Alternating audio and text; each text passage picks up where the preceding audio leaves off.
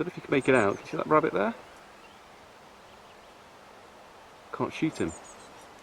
You know why? He's on the brow of a hill. There's that house behind him. Very frustrating. Oh well.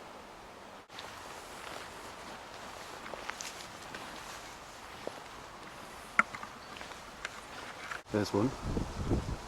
It's about well over 100 yards, maybe 150 yards away. Let's see if we can get a bit closer.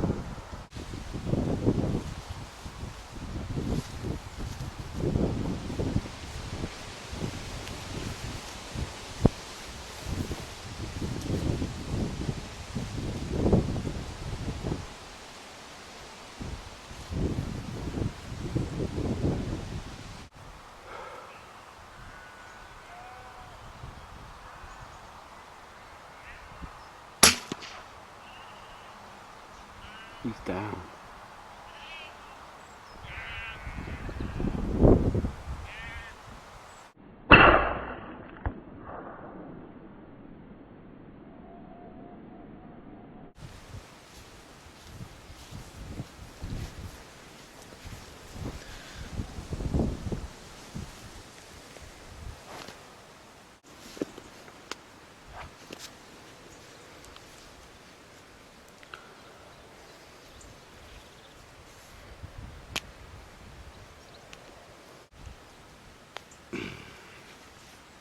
Finally.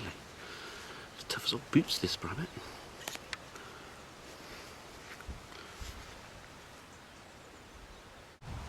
So I've got another rabbit, nice young buck again. Seems to be a lot of them around here. See, I've legged him. Just make sure he's got no wee. Look at that. He's desperate for a wee. Always a good idea to get that out. So yeah, let's get the guts out of him.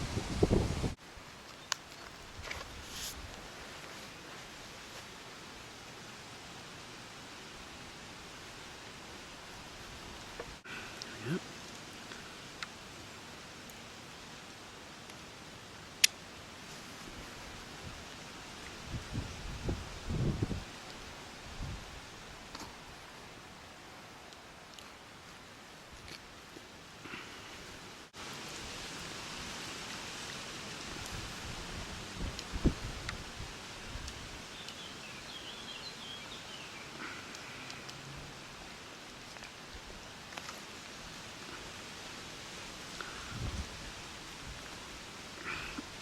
Drain any blood out. That is one thing with the heart and lung. You do tend to get a lot of blood. Now with these, it's important to chuck them. It's not a bad evening in the end. Nice wood pigeon straight through the top of the chest, so you'll be some good eating. And another nice buck rabbit, as I said before, this year's, and you can tell that usually by the fact that they haven't got yellow teeth. So yeah, he should be a good eater. It's not so nice to shoot the does at this time of year. They tend to be a bit sort of emaciated, and they've pulled all their hair out, and obviously a lot of the time they're full as well, which means they've got babies, which, you know, it's nice just to sort of let them go really if you can. If you look carefully, you usually should be able to tell if it's a buck or a doe. So you can usually tell by basically the condition it's in. But obviously, you know, leave that up to you. So yeah, this is a different permission to normal. It's somewhere that I've had permission for years, but that normally isn't much about. But this time of year, it's really good, especially with the rimfire. Anyway, that's that. Unfortunately, no ferret feeding again, because, you know, we'll eat those. So now it's time for the news. Now, what's going on this week? Everyone's going mad about it. Airgun licensing in Scotland. It's finally come through.